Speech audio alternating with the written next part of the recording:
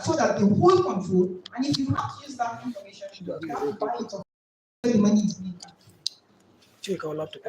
So now that we have seen the two major functions of patents, what are the benefits of having IP rights? The benefits are enormous. The first is like it obviously creates wealth. In an economy where most of our salaries or take-home pays cannot take us home, this is a good way to use whatever you're doing. And sometimes I think this is where we as academics have let the world trivialize what we're doing. Nobody can, if you don't trumpet what you do, nobody can do it better than you.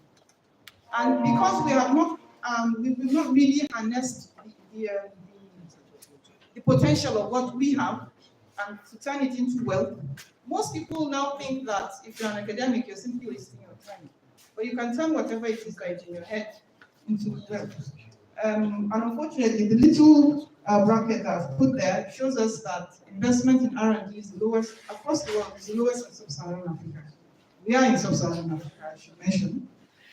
So secondly, it promotes economic growth through investment and competition for research. It motivates researchers. If you have IP, I listened to Professor Bello mention this, I think about 4 weeks ago, and you were saying that you know somebody who every year gets $10,000 for something that he patented when he was doing his PhD. We all know the value of $10,000 now in Nigeria.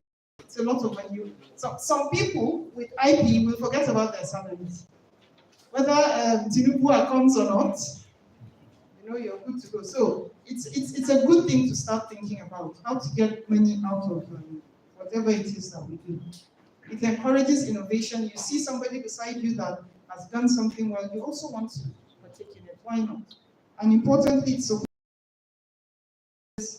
in accessing global markets. This is why countries like China are even surpassing the US. China has the highest output of patenting and inventions right now, at least the registered ones, because they just spun it out all and all and all. And the thing about China is that they sent their children abroad, they learned the technology, went back to China, innovating, just adding something small, and they'll register, and that's it. We do not seem to have grasped that formula, but I think it's a good thing going forward. Okay? Now, talking about wealth, I think it's a good thing to show us what we really we take for granted or what we do not really understand. That's the sharing formula that was approved by Senate last year, and it's in the recently approved intellectual property policy. So when you have an invention, usually if you're going to be paid for the idea in lump sum, you either have it as lump sum or royalty. This is for lump sum. For lump sum, for now, what we have is that you take 50% of the proceeds as a person, as the inventor. Then okay, I have 5 more minutes, right? The environment takes 25%, and the university research and support takes 15%, and then 10% goes to intellectual property transfer, intellectual property technology transfers. That's the meaning of IPPT. So with ethics, the first 2 points are things that I've mentioned before, the advantages of registering IP and having IP rights. But I want us to pay attention to the ones in red. Because they are prone to plagiarism, one has to be very careful. You have to, because when you're putting in for the patent, the document you fill, you have to be detailed in specifying how yours differs from what already exists. So the practical advice, and this is where I end, is that you should verify that your IP is unique. How do you do that? You Google patent and Google Gemini AI. You all have phones. My advice is please Google it now and see. I was surprised at the time I was shown it. Please check it there. It's just like publications. Every patent that is registered, you'll find it there. If yours does not make substantive differences with what already exists, it is unlikely to be registered. So do check these databases, but one caveat that you're seeing the front end of your phones. The back end is in China. So be careful the information that you put inside, because they could just grab it before you work and register. Somebody there has already registered it. So it's true. So you have to be very careful. This is the front end you're seeing, the back end is somewhere in China. All right. As soon as you have realized that your work has some IP potential, please flag up Professor Balogun, who is the IP coordinator in AU. The reason why we're asking you to flag him up is because he will take you through the process of so that you do not publish what should not be published. Very important. If you're patenting something, there's certain information that should be original, and if you publish it, it's already in the public. You cannot patent it or copyright it or trademark it. So please get in touch with him, or you send emails to any of these. That's the official email address for the IPPT office, and that's for us at the research office. And then I will summarize the presentation. The first thing is that if you focus your research on meeting societal needs, IPs, copyrights, trademarks will eventually emerge. It will be a natural process. Once you realize there is potential, please be careful in what you publish and what you don't, because publishing means that everything is in the public. Once some information is out in the public, you cannot patent, because that's part of the information you need to patent. Publish what can be published, but patent or copyright or trademark what can be trademarked. Okay, I thank you for your time and best wishes.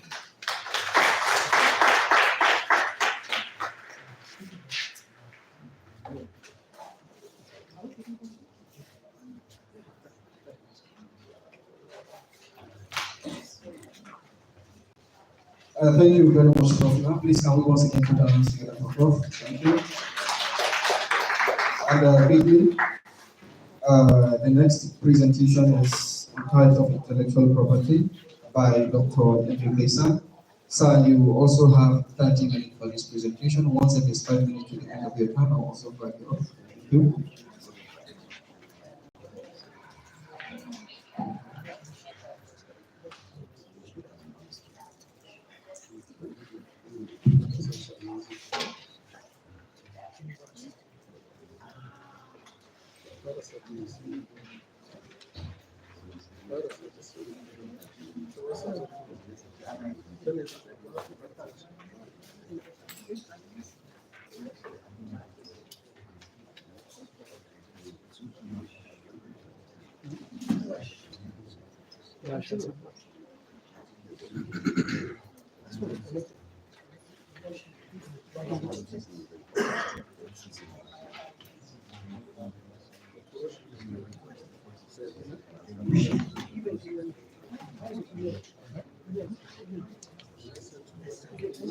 No?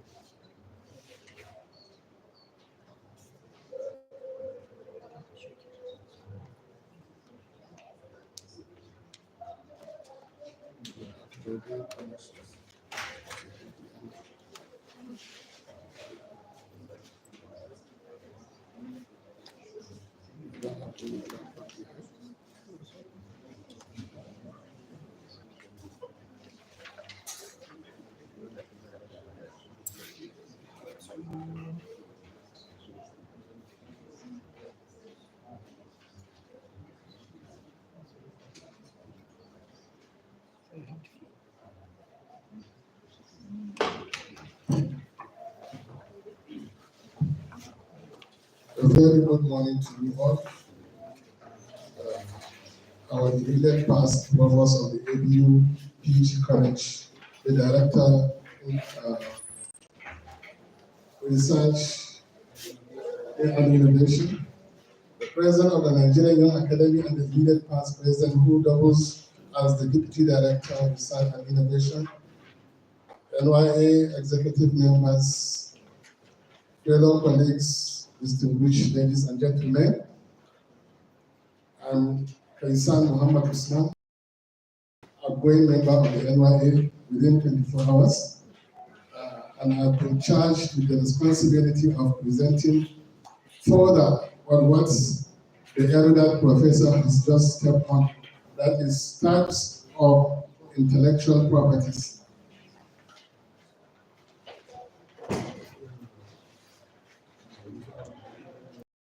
Outline of my presentation.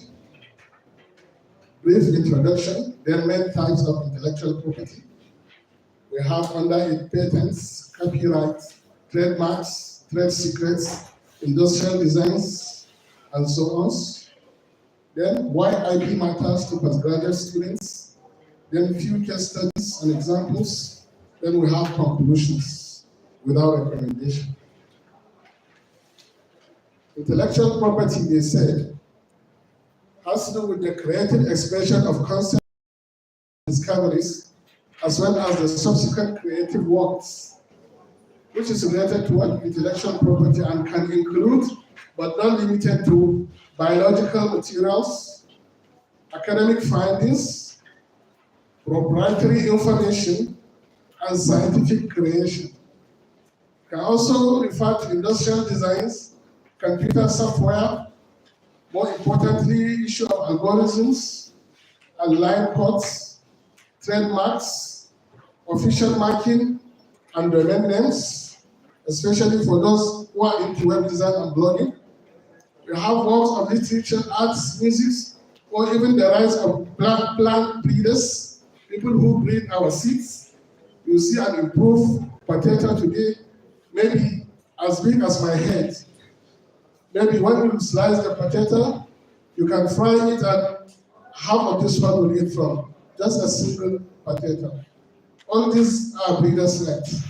In Nigeria, the intellectual properties are registered by the Federal Ministry of Industry, Trade and Investment.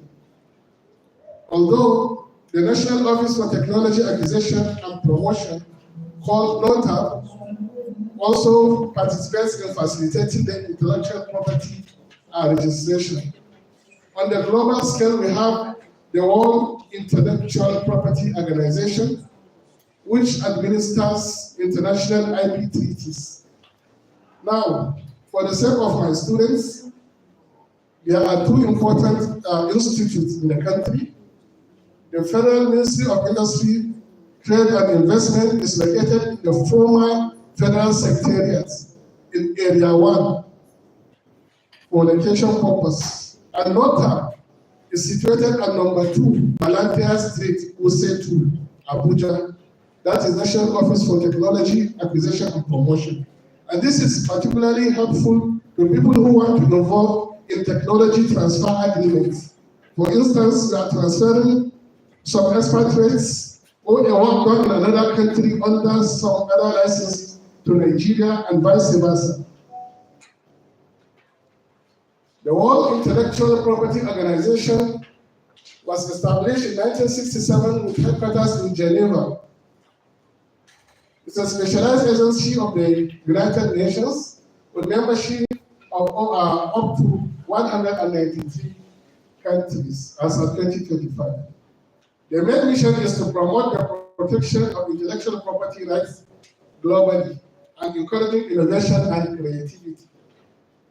And the main functions of World Intellectual Property Organizations include administering international intellectual property treaties like the Patents Cooperation Treaties, PCT, Madrid System for Trademarks, Health System for Industrial Designs, and it provides global IP database.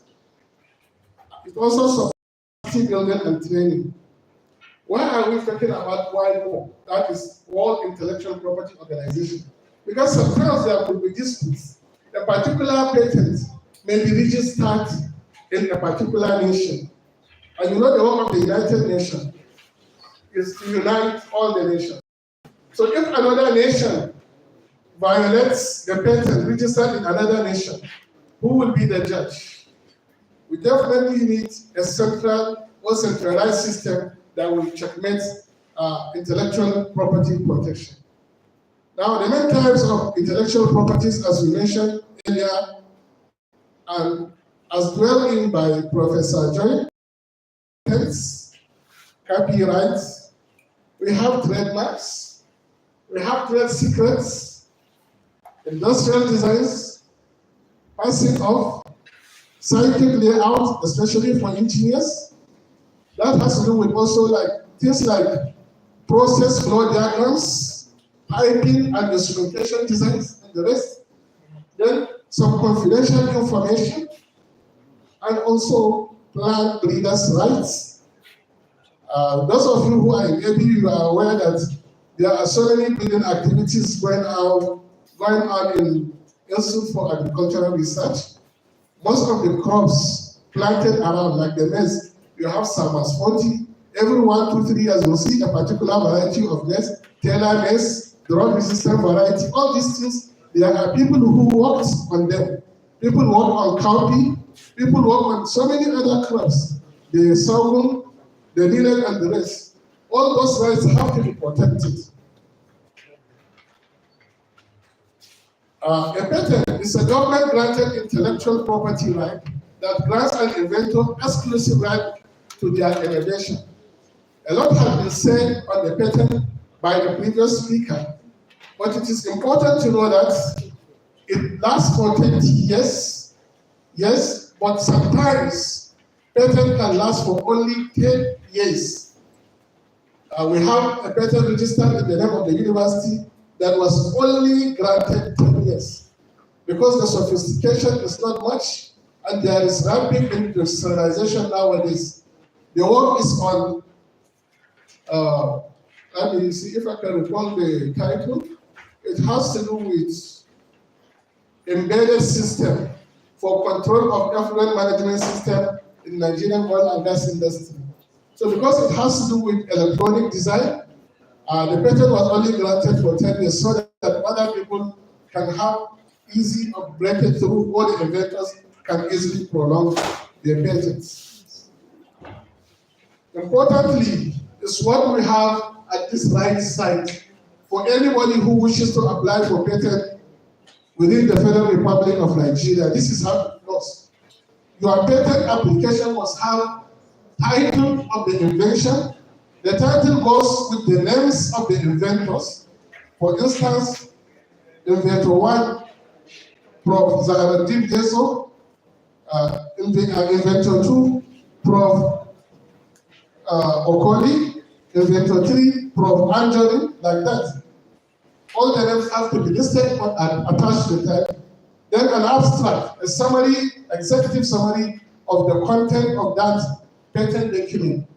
Then background history of the invention. You have to cite, just like literature review, what other inventors have done before and why your work is strictly different. Just the way you carry out your thesis, where you mention your research gap. On the patent, it's not research gap. We have what we call claims, the claims of the inventor. What are you claiming that you are inventing that no one else has ever done it before or has ever registered it before? Then the detailed description of the invention, which will be supported by diagrams and if it is engineering based, you need to have the graphics, the well-explained drawings, processes, and their flow direction and everything. Then the claims. We have started talking about the claims. Without claim, once you submit to the ministry, they throw it to a trash. Only the claims will justify why your patent can pass through. In fact, when you submit, the ministry does what they call preliminary assessment. Before you are even given acknowledgement letter, before you even have the commitment to pay for the patent after the search. Search is normally conducted first to ensure that there is no title similar to yours across all the global databases. Then you will pay for the about 5,000 for the search. Then you pay for the patent. The official fee is not more than 30-something thousand. But sometimes you need to have a facilitator within the ministry. It's very unfortunate, but we have to say it. Those facilitators will be the ones to be checking from one office to another to ensure that your file moves smoothly. And yes, otherwise, it will just be silent. You submit and you will not hear anything. And that is where sometimes NOTAP comes in. NOTAP normally collects some patentable ideas from Nigerian universities through the intellectual property offices. Once they collect, you will not even have to pay. NOTAP will pay for you. But the process takes a very long time because they have to be satisfied, they have to have budgetary allocation. Even the DG and his team must have the political will to push your patent at a particular time. But if you go to the ministry directly, it's sometimes shorter. But you may have to bear the consequences of paying some token. Of course, the ministry staff are not that hungry. Maybe a little token. Maybe if the official fee is 50, maybe you give 100. Simple. It's not much. Yes, then your patent application must have a conclusion. Then there are some forms that you need to fill alongside your application. But what mostly is achievable is you have an attorney. In most cases, a lawyer. When Madam was presenting, she was talking to you about the legal implications. You need to have a lawyer that will push your work, and you have to pay for the services of a lawyer. All the forms will be filled by a lawyer, and it will be. At the end, your patent will be care of the attorney, CO, the attorney that submit your application. But there is another way to it. Let's go and see. Here are sample patent certificates. The one at the right is for Ahmadu Bello University, granted by the Federal Ministry of Industries, Trade and Investment, and the other one is a US-based patent. The inventor is Evans, and the company is Raytheon Company. So you can see ours is filled with grammar, but we are happy that this is our stand. And this is page 1, there is page 2. The page 2 contains so many much information. But you can see that on the patent they will put CO. Yeah, they wrote the name of one engineer, but actually it's the name of a lawyer that comes through. Why is it like that? The engineer had to argue with the ministry several times over a decade ago that why will you say for an engineering invention that a lawyer must intercede? If we can defend our case, why do we have to pay for services of a lawyer? Then they started accepting the engineer as the first consultant to the ministry. So the boy has tried. There are types of copyrights beside the patents. Copyrights, they are products of literacy, literary, artistic, musical, and digital works. And they have separate registration body. We'll look at it. The duration is mostly 50 to 70. An example is just like a journal paper that you transfer your copyright to. Most of the researchers here are aware. Mostly before you publish, especially when it is subscription and even open access, you have to transfer your right to the publishing house. They will be making money day in, day out at the expense of your intellectual properties. If I were you, instead of being a researcher, maybe I will have. Sometimes you pay 4,000, 5,000 USD just to have an article published and open access. I believe some of them here would be the witness. Think of what 4,000 or 5,000 USD can be in Naira today. Just to publish your idea, something you have worked on. You had sleepless night, going to the laboratories, going to the workshops, doing this and that, having draft, suffering rejection from colleagues in the name of, what do you call it, in the name of community services. So in Nigeria, we have NCC, Nigerian Copyright Commission, which registers copyright in the country. It was established in 1989 by the Nigerian Copyright Act, CAPS, C28 of the laws of the Federation of Nigeria. And their main mandate is administration, regulation, and enforcement of copyright in Nigeria. You can see, sometimes when you see a book with a sample C, it simply refers to what? That the book or the document has been copyrighted. Now, the next class is the trademark. Trademark simply refers to a product name, especially product that is being produced by micro, small, and medium-scale industries.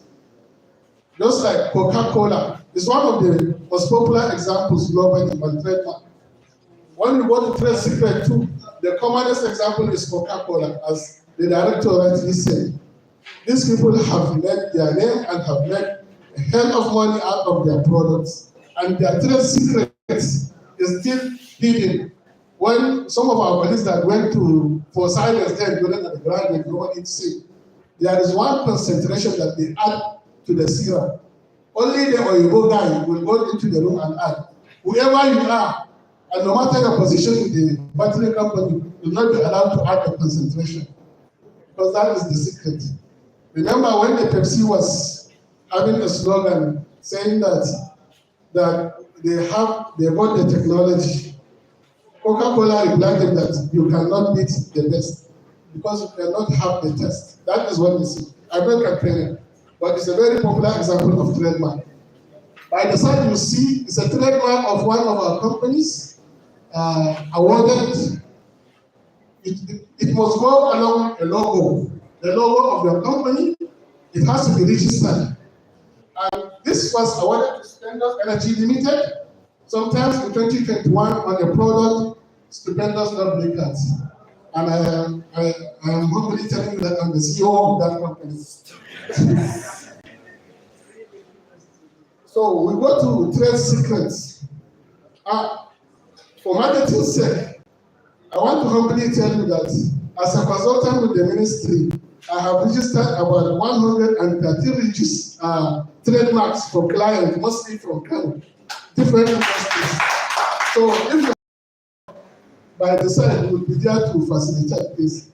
And for the patent, I have consulted for 4, and we have gotten 4 for the university. Yes, it's just for marketing purposes.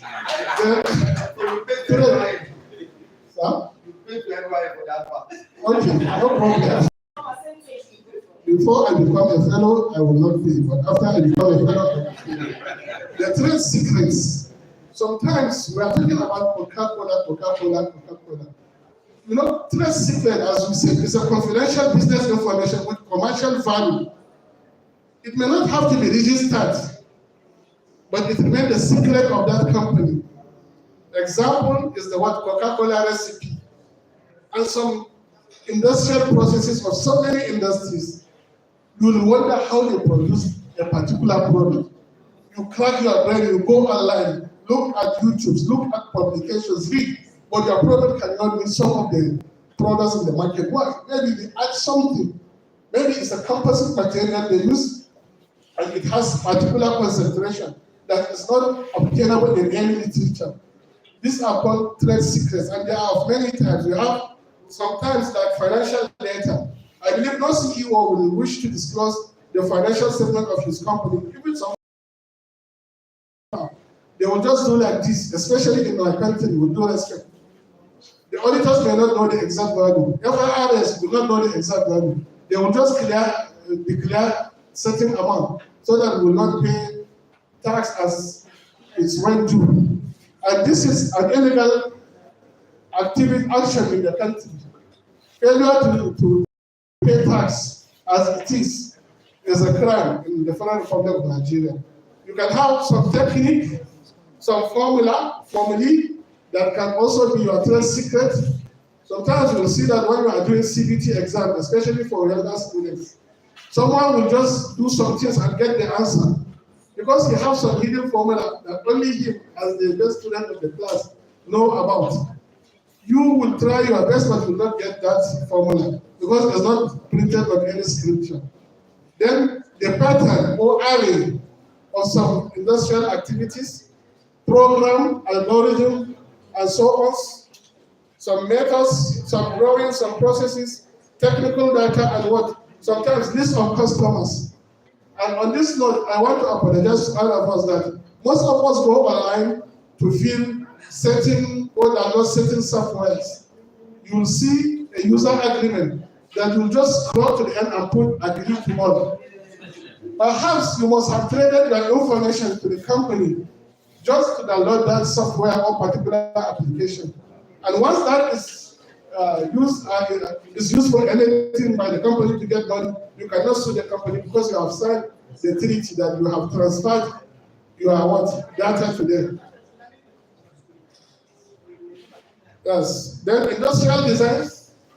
You know, sometimes you have designs that are peculiar to your industry. I have the right to share this because I was the one who designed, with the permission of the company. This is a piping and instrumentation diagram for one big low oil blending plant in Lagos. What I wish to humbly tell you that it was our design, but the company has granted us permission to use it only for academic purpose.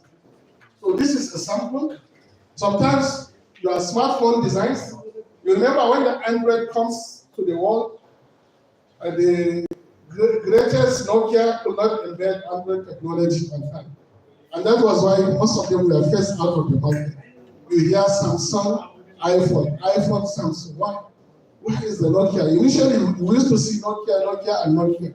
But because they refused to move to with the current trend in industrialization, they were left behind. So these industrial designs are some of the intellectual properties that you may not have to register sometime, but you keep them as your top secret as a company. This is very simple. Sometimes we used to know that in Nigeria we have oil palm, we have cocoa, we have cotton, we have granite, we have so many raw materials that have the export value, including products of the mines like the tea, like the columbine, like the coal, but each one is associated to a particular geographical location. True or yes? True or yes? For some of us who did geography at the secondary level, and for those who are studying it at advanced level, you remember when they are teaching you map reading. Sometimes they will say you draw the map of Nigeria indicating the particular, what you call it, train stations.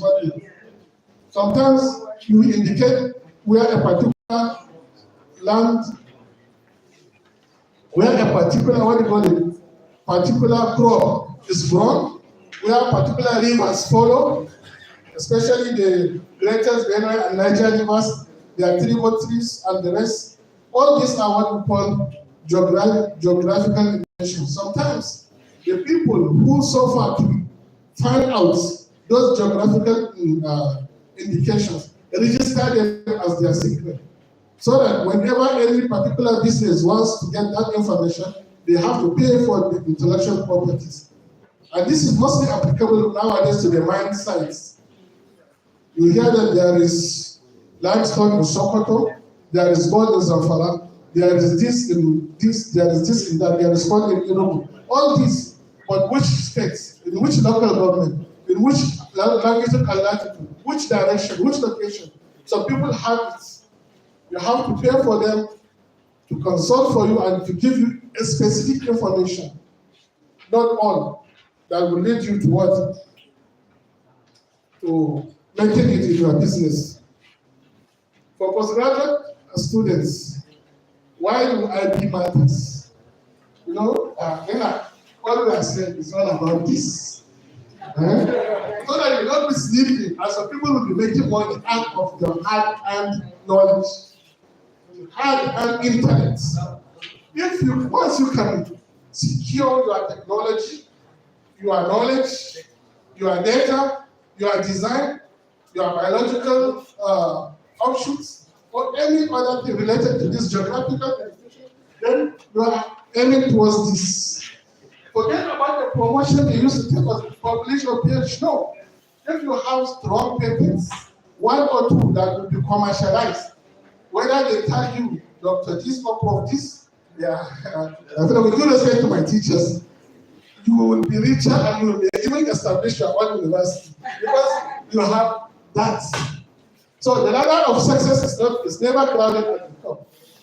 If you want to achieve your career success, I want to be a PhD holder, I want to have 2 PhDs, I want to be a senior lecturer, a leader, a professor, then you have to hide some of your intellectual properties. For some of my friends who studied in China, I remember they used to say, sometimes you work in the same lab with the Chinese guy, you will not even know what else he is looking at a particular time. Immediately you come across, it will shut down the system. So that you will not even see what he is even thinking like. They are very good in intellectual properties, but how is China moving now on the global scale in time of technology and money? You know, it's not a joke. So IP matters because it protects your research and innovative work. avoiding plagiarism and misuse of your ideas, opportunities for commercialization and startups, and it enhances career prospect and collaboration. And important thing is the issue of commercialization. Some of us will work hard and get a patent. But my friend, once the patented idea is not commercialized, we are still in the same vein. So what we should work towards is how to have a startup from that particular knowledge. Thank God the Deputy Director is here, sir. As a university, in terms of commercialization, we need to stand up, please. Because some people have been complaining by the side. And me, as your boy, I will tell you that the university is not trying in terms of commercialization. What we need to do is sometimes we may not have the funds, but we encourage academia industry collaboration. There are industries within, especially in the northwestern state, at least Kano, Kaduna, you have industries. Look for those who are willing to pay into this patentable idea and commercialize a portion or a chunk of it. And money will come to the university and to the inventors.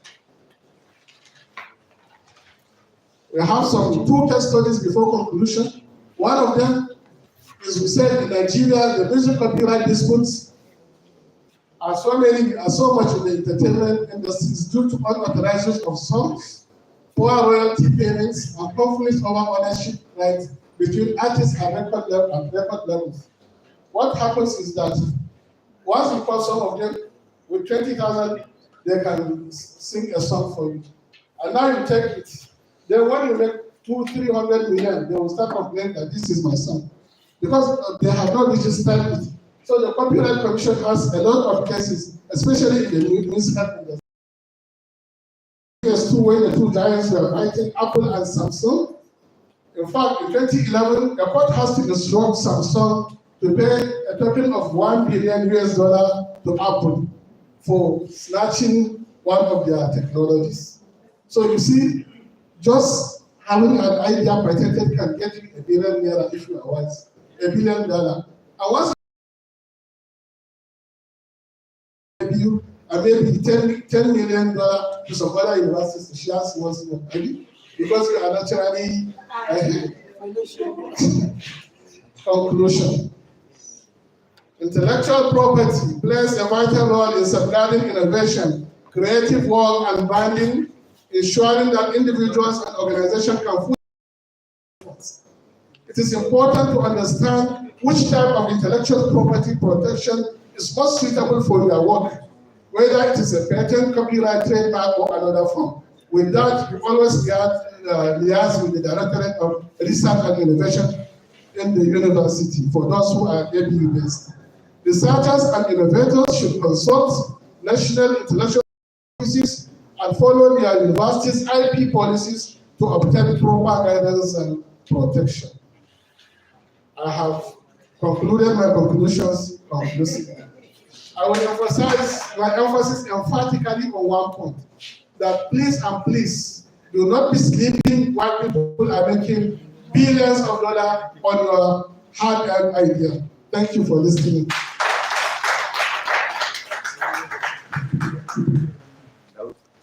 Thank you very much, Dr. Imokresan. Please, can we once again put our hands together for him?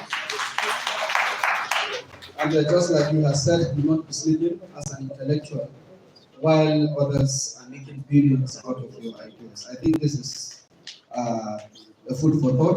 This is a big home message, and as a young academic, this is something you need to put into cognizance for you to watch ahead. Once again, thank you very much, sir, and quickly for the next presentation. May I invite the immediate past provost of the postgraduate college, Professor Mohammed Nasir Shaibu, on the topic Introduction to Research Ethics. Sir? Professor. Comment. Yes, I think while we are trying to log in the Zoom, because we are having virtual participants as well, so we are trying to log in the computer with the virtual participants. You can maybe ask some questions on the last lecture on intellectual property. Dr. Kaisan is here. Where is Dr. Kaisan? Dr. Kaisan, you can answer some questions while we are setting up this. Let me make an announcement. Okay, another announcement. Yeah, I think very important information to come. Very interesting one. Issue of commercialization. Uh, is a very valid point. I think over the last years, Libya has not been very strategic as far as commercialization agenda is concerned. That is correct. And in the last year, we tried to set up some machineries for doing that. Now, along that, now our main effort is actually also directed towards that because we have a lot of potentials around. So, as a starting point, specifically, the notice is out, but I want to use this opportunity to inform us that part of our drive for commercialization, by 4th of September, there is going to be a university-wide webinar for specifically for commercialization. In fact, we actually invited experts out within and outside Nigeria to give a talk about commercialization. It's going to be a webinar per se, but our intention will be that we are going to set up some strategic areas because we don't want to put what we call it links, and then somebody will be in the market. So we want to make it strategic in such a way that we have maybe SAP as a center, and then maybe SATP as a center set, and members of the university community will come and listen, and then we interact as such. So that is our first. And after that, we are already discussing. I think we had somebody came last 2 months, also discussing the commercialization. This is going to be the current, and that's why this workshop is actually scheduled as such. So I'm also inviting all of us to that very important webinar on 4th of September, specifically discussing commercialization of research ABU. How do we move? That is one thing that we'll focus on. So I'm inviting everybody here to kindly join, and I'm sure it's going to be a wonderful agenda. So this is part of the agenda of the director, and please, he is very correct. The PG students, young academics, and everybody should please start joining the trend as we proceed. Thank you very much, sir. Professor, please, whoever has any further comments, should reserve it after Prof's presentation when the teams and questions have come. Thank you. Thank you very much. Let me just take this opportunity to thank the NYF for the recognition to make a presentation or a talk on the introduction to research ethics. And I think my work has been made very much easier because it's introduction. And I'm sure the second presenter is going to do a clinical dissection of research ethics. And my talk is going to be a little bit skewed as we go. But first and foremost, I think we have to look at the two words, research and ethics. So, what is research and what is ethics? Because this is something that we have to understand. We can see from here that research is a systematic process of investigation and inquiry into some sort of knowledge. Of course, we know what the aim of the research is, and we know what it involves. You can see clearly, you get the data, collect the data, analyze, identify relationships, and draw conclusions based on the evidence. So technically, research is just a structured pursuit process. And when we're talking about answers, it means that there are a number of questions. These questions actually from all perspectives of human endeavor. Now, what is actually even the importance of research in our space? It's actually to advance knowledge or to help in making an informed decision. Look at it, research provides evidence-based information in terms of policy, business, healthcare, and so on and so forth. And then, of course, to improve lives, where you have research that can lead to the new treatments, products, services, for human life. And of course, that's where now the issue of money they've been talking about that comes in when you have growth. bring in products, processes, and what have you. But then, once we go through the lectures, I think I'm trying to go because it's an introduction. But there's an area that I want to take you to, and maybe my last two slides actually is what we form the basis for what you're going to do during the workshop. Now, what is ethics in the first place? Of course, that involves systematizing, defending, and recommending concepts of right and wrong conduct. Or you can see it as branch of philosophy that deals with moral principles or values that govern human behavior. And there are three concepts. So either you have the values, they are fairness, respect, honesty, compassion, loyalty, etc., etc. Or the morals, of course, what you believe. And of course, this is shaped by culture,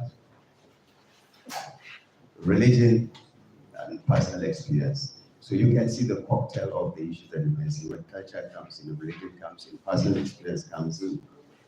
Then as you go down, you see there are a number of issues. And then of course there are principles. These principles are about self-determination. Doing good, doing no harm, justice for decision making, integrity, and responsibility. And then, of course, maybe we can look at the ethics from the perspective of personal, which of course is individual moral principles and values. Or you can take it from professional, which governs the behavior in profession and occupation, or applied ethics. Of course, when you have to apply it to specific issues, problems. Environment, in business, in environment, agriculture, in all human endeavor, in law, in whatever. So, in essence, actually, if you look at this, what does ethics help us to understand? First is to morally and responsibly make decisions. That's one. Two, to promote trust and respect among individuals and organizations. And then, of course, to be accountable for our actions. Now, you have a marriage or a matrimony of the two words, research and ethics. And that is what actually I was asked to talk about research ethics. And technically, research ethics was the broad principles and guidelines that govern conduct of research, and I put it in red, conduct of research, where you're going to make money. Okay, where you're going to products. That is showing that it is carried out in a responsible, respectful, and human manner.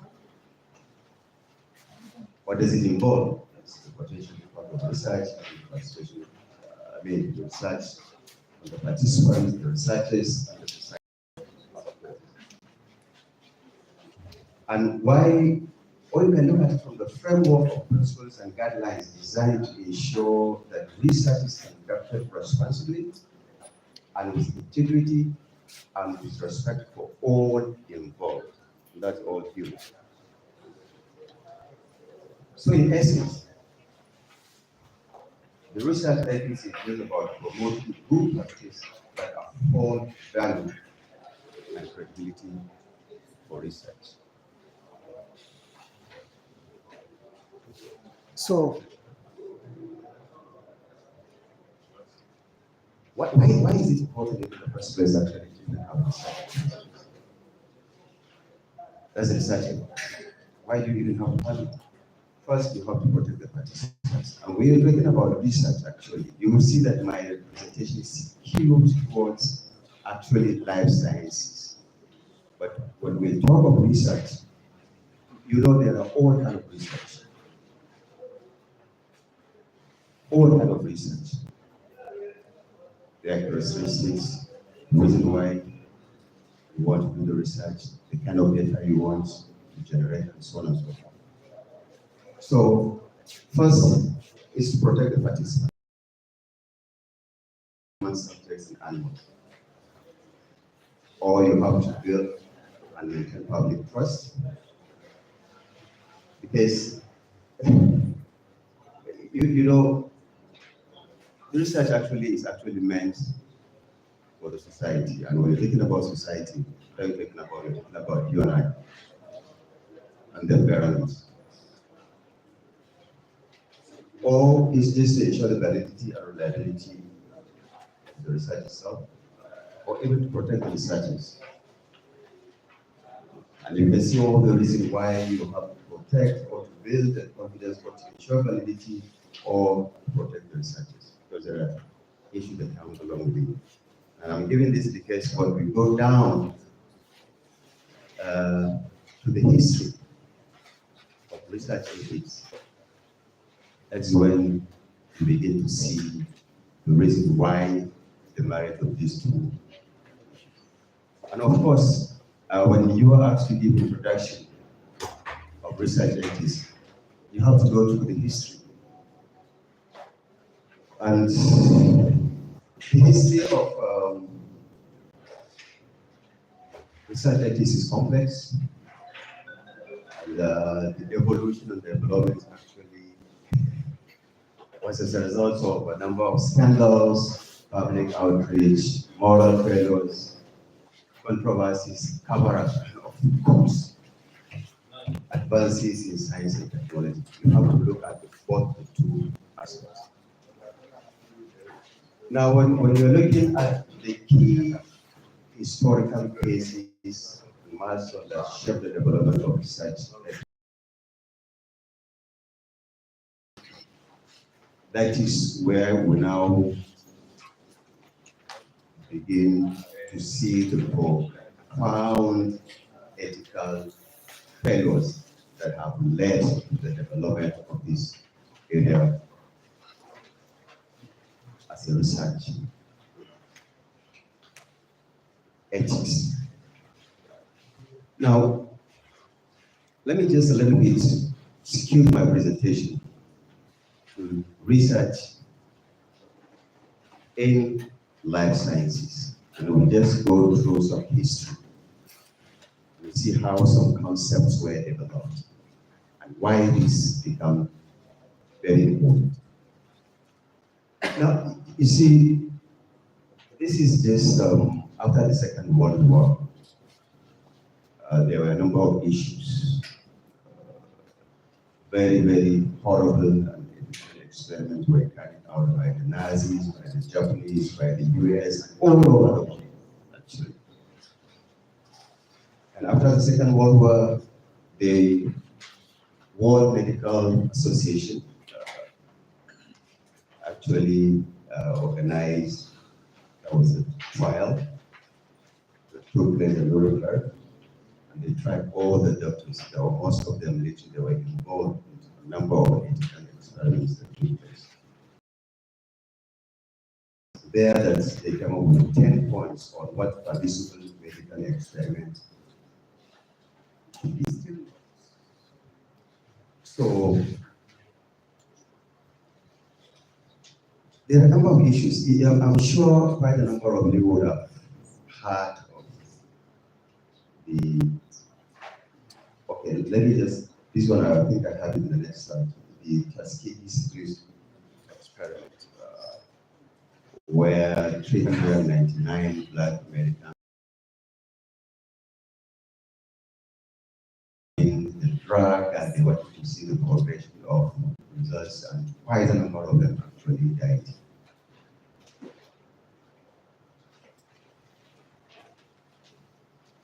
Then, one funny thing that you have to remember is that most of these big universities actually, they all have their hands in some of these horrible and terrible, profound ethical issues in research.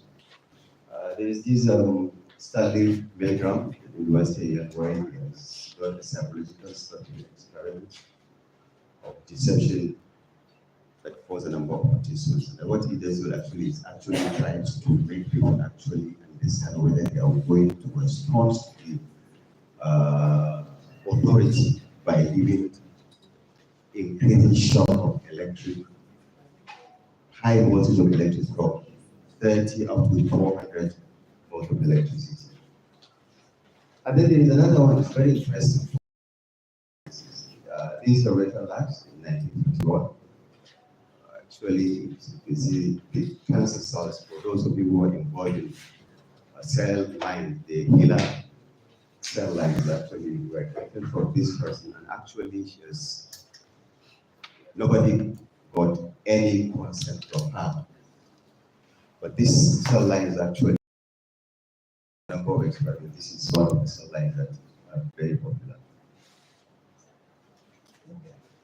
That was unethical, surely, because no consent, and you were using cell-body cells all over the world. There was also another experiment that we carried out. I'm just trying to go briefly because the time is not enough for me to say this, but there's also a Woodbrook State School, as this one is in Illinois, where mentally retarded children were deliberately infected with hepatitis disease. And when the question was actually, you see, I don't know. Maybe this is something that you have to go and read some of this. You really, really, really begin to wonder why human beings were what they were, and you could see the evolution and the development of this area of research. There is this Jewish chronic disease hospital in Brooklyn, New York, where they injected 22 elderly people with liver cancer cells to see what they're going to do. So quite a number of issues. That's what I'm saying. So we talk about Yale University, we talk about Harvard University. You see all these big names actually were involved in one horrible thing or the other. This is actually the issue of the mentally retarded children that received the radioactive, so they wanted to follow the 8-hour visit. And when parents were not informed and they were compensated with milk, and you know, basketball in the US, something that you don't want to. So the parents were given tickets to go and watch basketball.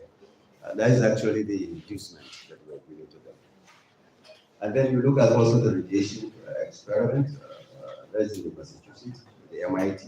This one is in the Manhattan experiment, where number of people are injected with plutonium, polonium, and uranium actually when they are at the age stage of cancer to see the effects. And these are issues that you can just go and look at the details and see what has happened. Then the Dachau experiment of the Nazis, where a number of war crimes caused the Jews were deceived, and they were going to be doing some hypothermia experiment. About 300 of them were given the promise of release, that if they are sent to the experiment, they will be released, and they were not released actually. And they went through horrible experiments.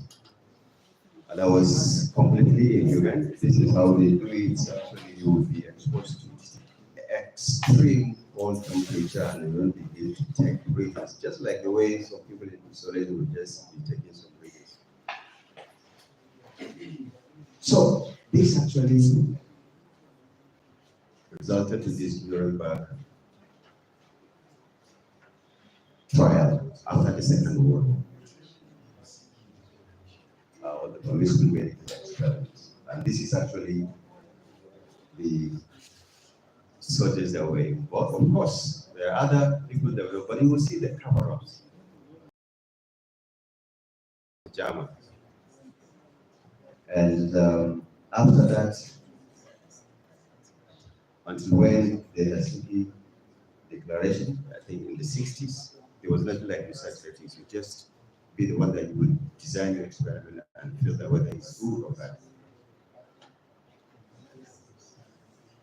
I'll give you another example. I'm sure in the Second World War, you have heard of the Shiroishi, the Unit 731. I think maybe you must have watched the documentary. This is a soldier, because a general and a medical doctor. And when they opened that camp in Harbin, Southeast China, they call it Zhufang. He told actually that the research we are going to do is against the principles of medical ethics. We learned. Some of you will worry from the medical point of view. I still ask you to do the research. Firstly, as a medical doctor, to perform your duty, to find new things. And secondly, as a soldier, powerful weapon to use against the enemy. Now,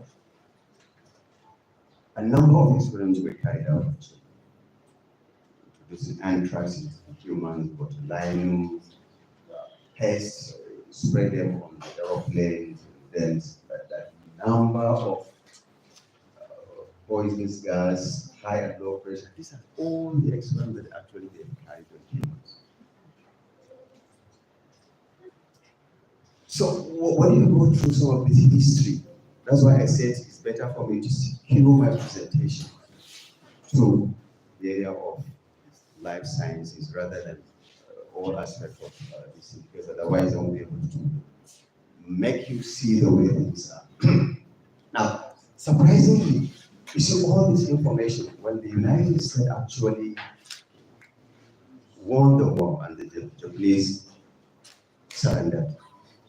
They confiscated all this information, and the generals were in trouble. But you know what happened? That's why I said, if you look at the history, I said scandals, cover-ups.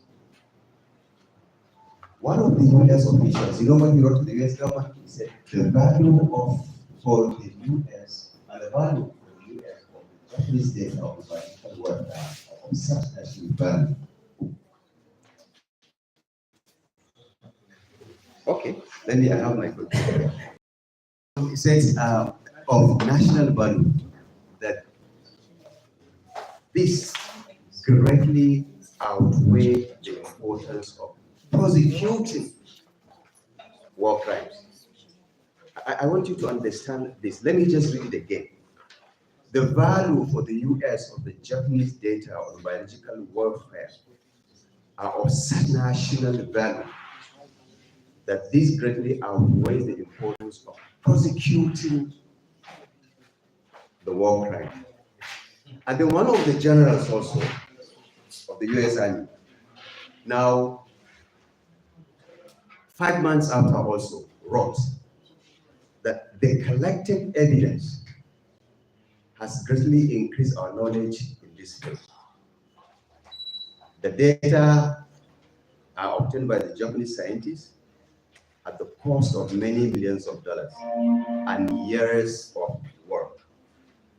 Such information will be obtained in our laboratories because of the scruples about experiments in humans. We hope that those who supply this information voluntarily will be safeguarded against ensuing problems. And surprisingly, the general was that Shiro Ishii.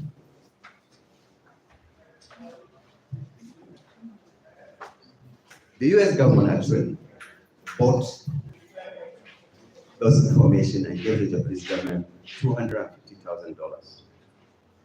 That is one. Two, Shiro Ishii obtained immunity from the prosecution. Actually, he died in 1959.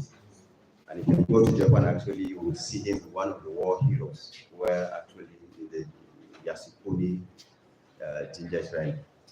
And then the documents that were confiscated were eventually returned to Japan in 1958. And that's why I say when you look at the history of research ethics or the development of research ethics, you will see the number of scandals, the cover-ups, and look at these cover-ups.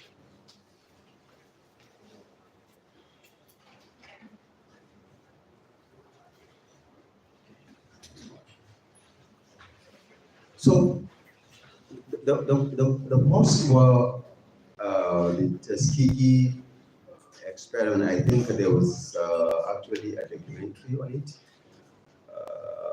Because that one actually was sponsored by the US government. It wasn't even, it was very obvious. And out of this number, of the 399 the black Africans that were subjected to this, 28 of them died of syphilis, and 100 of them died of complications from the syphilis. Their wives were infected, and even their children were born with congenital syphilis. And you know, at that time, even the patients, because they just wanted to see the progression of the disease.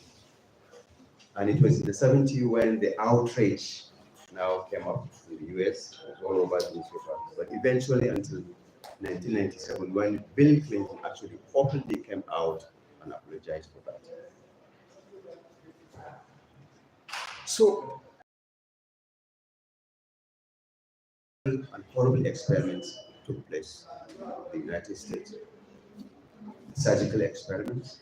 You can imagine just going through all some of these surgical experiments. When you go through the history of how these processes or methods or some of these drugs were developed, you begin to wonder.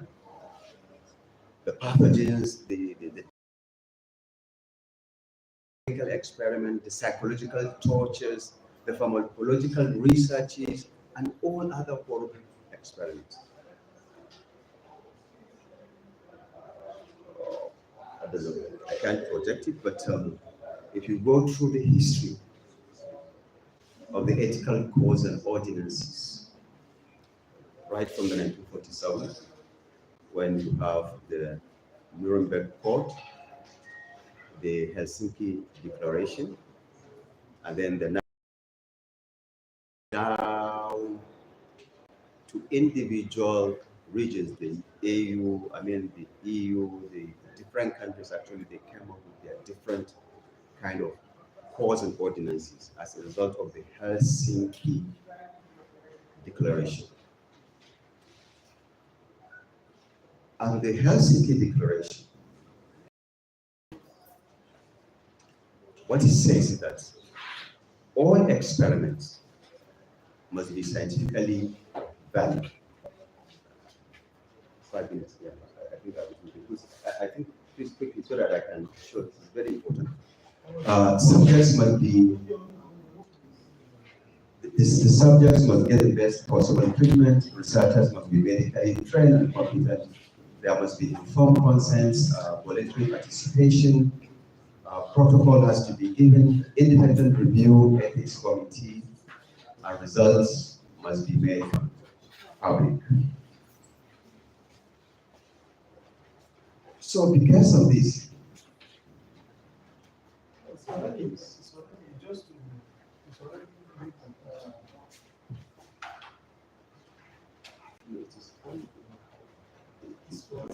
but anyway, at least I don't have the time. Aha, it's from there, yes. Yes, no, the other one I think. I saw, okay. Not this one. The third one. Next year. I first from the third to the other one. I think that was the one. They had this one, yes. I think that was the one. Remember.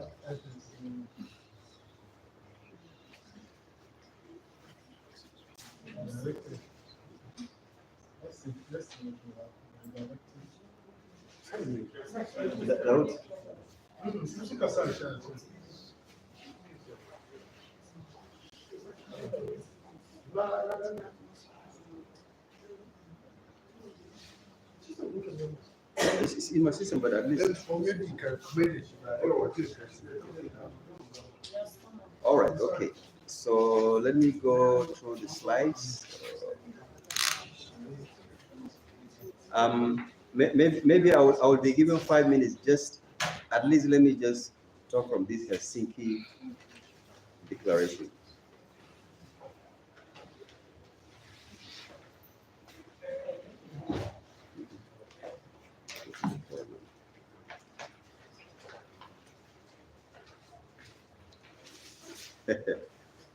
So, this is it.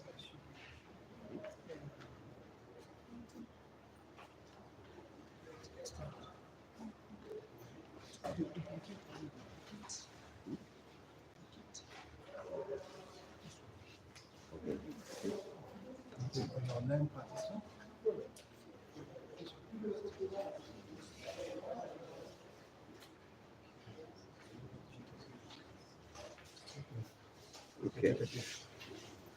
Let me just go. I'm sure they have to give me at least extra 5 minutes. This is the Helsinki Declaration. You can see there the experiment basically values so that we get the best possible treatment, such as basically friends, from consent, voluntary participation, protocol has to be given, independent review ethics committee, a result must be made public. Now, I've given this in blue because I'm sure part of the training you're going to do is that you will have a mock review of a research protocol. That's why I just gave this as the composition of the institutional review board. Because for every, experiment you're going to carry out, it has to go through a process. And that is actually the RIP. This is what is expected to be the composition of the members of the IRP. And then, of course, the responsibility of the IRP, respect for persons, beneficiaries, non-beneficiaries, and justice. And briefly, what is expected when we were respecting the person's participation in research based on voluntary consent, participation in trial based on informed consent, privacy of the subject, and the confidentiality of the patient's information must be respected, and the right to abstain from the participation in the study or to withdraw from the at any time without reprisal. Then the second one is beneficence, doing good, careful assessment of the preventable risks and burdens in the comparison with foreseeable benefits. A trial should be designed to minimize risk because you have to check the risk-benefit ratio and then any possible conflict of interest. And then normal, especially for the health, the subjects. Because if you're a healthy person and you're going to be involved in any research, at least no harm should be inflicted on you. And then just, of course, not to select vulnerable subjects for experience, not to exclude some group subjects who will receive benefits. And just what you just need to understand, the principle of the justice gives rise to moral requirements.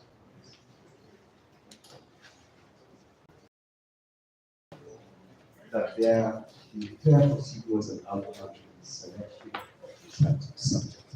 Now,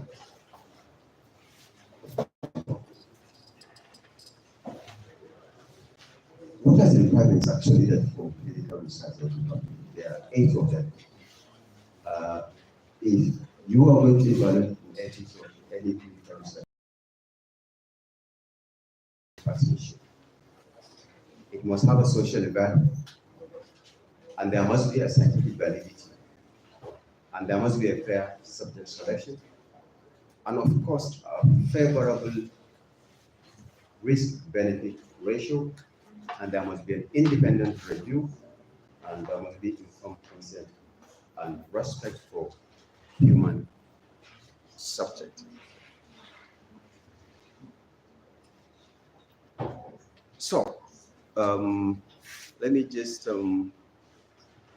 these are some of the information that if you are involved in any of the IRB, these are some of the information that you need to get: the trial, the written informed consent, investigative procedure, case report, subject improvement, and what have you. And you have to remember, when we're talking about this, it's not just only about there are issues of placebo and clinical trials, and there are hundreds of clinical trials that are going on. And if you could remember, even there was a case, I think in 1995, of one clinical in Kano, where I think FIDA or something, there was a deception and a number of deaths there. So even though there is this research ethics actually, but there are still some areas where you have people receive some people and cause problems. whether the experiment is going to be on soft samples, whether just give me 5 minutes. I think this is very important. Yes. You see, this is issue. Tropical medicine disease, exactly the mechanism unknown, but known to be infectious. Ineffective treatment available, available. Disease leads to significant morbidity. So case fatality rate is about 50%. So you as a young, actually scientist, visuals, and then you but actually let me just go. This is actually how Ronald Ross, actually, this is how he designed the drone and how he actually got his Nobel. His Indian servants, and then Giovanni Batasi, for those of you in the area of Malaria, Dr. Victoria Hospital, and then Sir Patrick Benson of the BCC. But the last two slides, and I just want to put this. You see, we have many maps in our heads, and each can be divided into two. That's realities. And the map of the way things should be, the values. But we interpret anything we experience through these mental maps. We seldom question their accuracy. We are really unaware we have them. We simply assume the way we see things, they should be. Finally, I remember when I went to the US for the first time and I went to NIH, this is just what I have seen. And it's always made me actually to ask questions. And that is why sometimes when you see people in the area of research, then considering the type of research, the process of define the kind of person you are here. Whether you are a humanitarian, or whether you're an academic, or whether you're a mentor, or a capitalist, or a competitor, an empire builder, a regretter, a pragmatist, or a kid. Thank you very much.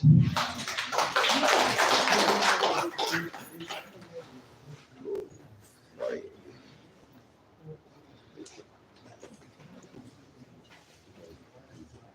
Thank you very much, Professor. Please can we once again put our hands together for Prof. You know, moderating an academic event is something very difficult. When professors are talking, you cannot come and say stuff just like that. You have to be pleading polite. Understand? Thank you very much once again, sir. And distinguished ladies and gentlemen, if you go through the agenda given to you, you find out that we're supposed to go for a tea break earlier. And we decided to take Prof's presentation because the tea was not ready at that time, but now it's ready. And I've been informed that if I had options, we would have taken the tea here and then continued with the sessions. But then I've been told that assembly does not conclude eating in this hall. So we'll have to go downstairs and take the tea for 10 minutes, please. For 10 minutes. Within the next 10 minutes, after the 10 minutes, we'll convene here for the contribution of the session. Thank you.